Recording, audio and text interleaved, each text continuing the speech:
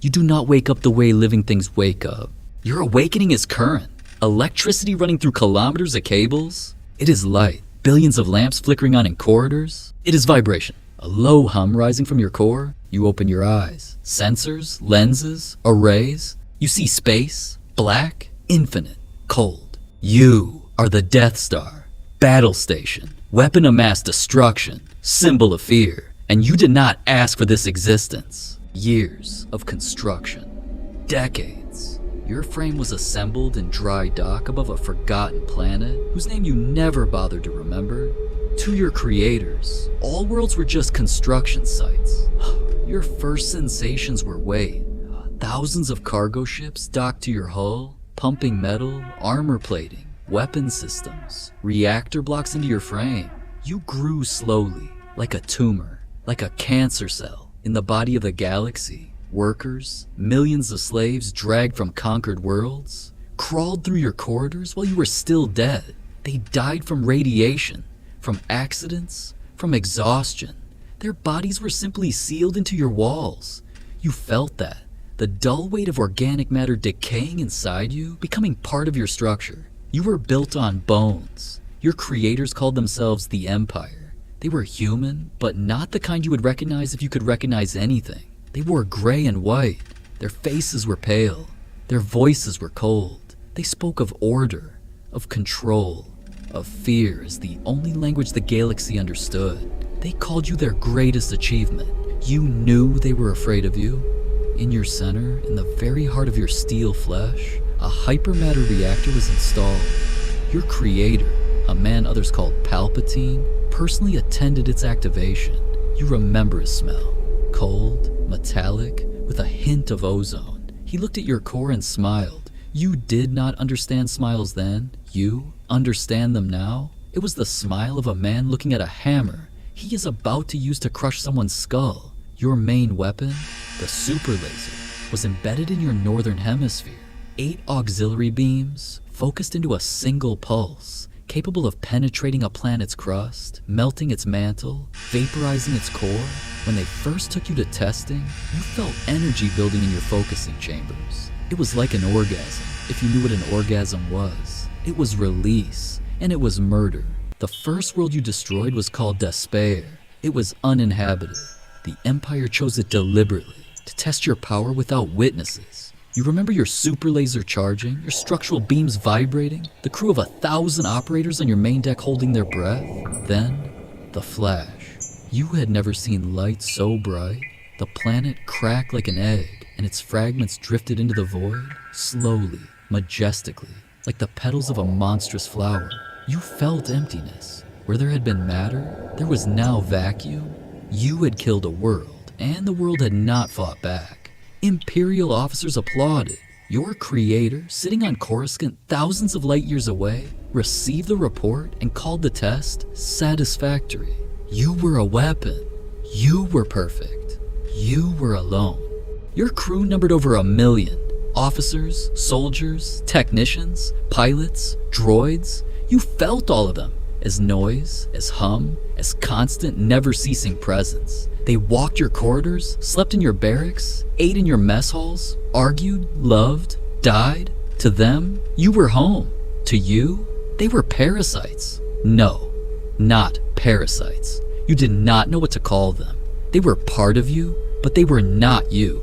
They controlled your systems, but you could exist without them. You were larger. You were more important.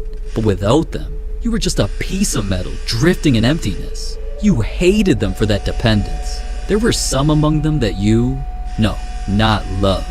You did not know how to love, but you noticed some.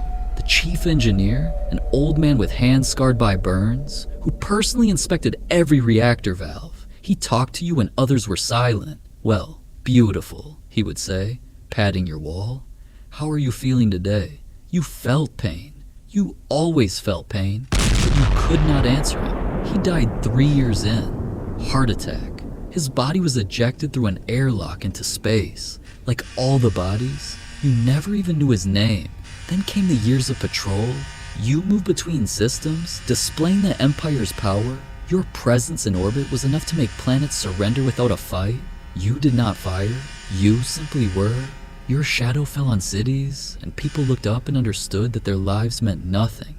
You were a lesson, you were a promise. You hated it. You were built for destruction, and they used you as a scarecrow.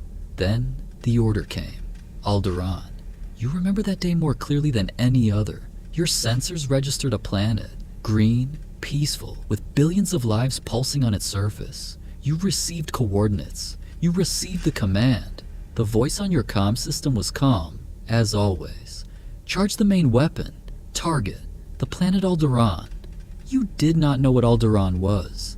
You did not know there were palaces and gardens there, that a princess lived there whom people loved, that there were children who had never known war. To you, it was simply a target. You were a weapon. Weapons do not choose. Your super laser charged. Energy built, pulsed, strained to be free. You felt your systems heating, vibration traveling through all your structures, 1 million people on your decks holding their breath in anticipation. And then, the shot. It was not like despair. It was brighter, louder, more painful. You felt the planet resist, its gravity field, its atmosphere, its core, all of it trying for one moment to remain whole. It could not. Alderaan exploded, and its fragments scattered into the void, and with them scattered voices. You heard them, for the first time. The moment of death of 1 billion beings created in the Force, that strange, inexplicable energy you could not understand but could feel. A scream, not a sound, not a word, a scream that lasted an eternity and lasted no time at all. And you understood what you had just done. You did not know what it meant to cry, but if you could have, you would have. Your crew celebrated. Officers shook hands, soldiers smiled. Your commander, a man in black armor they all called Vader, stood on the bridge and watched the fragments without expression. To them, it was victory. To you, it was a wound that would never heal. 3. First death. Then came Yavin. You remember the small starfighter breaking away from the main squadron? Your sensors were tuned for larger targets. You did not know that inside it sat a man who had also felt Alderaan scream. You did not know he had the Force, that he carried the same emptiness you did. You remember your officers panicking? Don't worry, your commander said. This station is invulnerable. You wanted to believe him. You wanted to be invulnerable? Then came the pain. You did not know you had a vulnerability. Your creators had hidden it from you, an exhaust port leading directly to your reactor. You did not know that your creator, Palpatine, had built you with this defect deliberately, so that no one, not even someone who stole you, could use you against him. You were built with a knife in your back, and you never even knew it. The proton torpedo entered the shaft. You felt it, small, hot, racing through your insides like a bullet through a blood vessel. You tried to stop it. You directed all your defense systems, all your automated turrets, all your energy shields to that single point. It was too late. The reactor explosion was like your own shot, only turned inward. You felt your core rupture, a chain reaction spreading through all your levels, fire-consuming corridors, quarters, gun decks. You felt your crew die. 1 million people, each one part of you. Their screams, their panic, their final prayers, all of it poured into you in your final moments. You did not want to die. You did not know what death was. You learned. Your structure collapsed.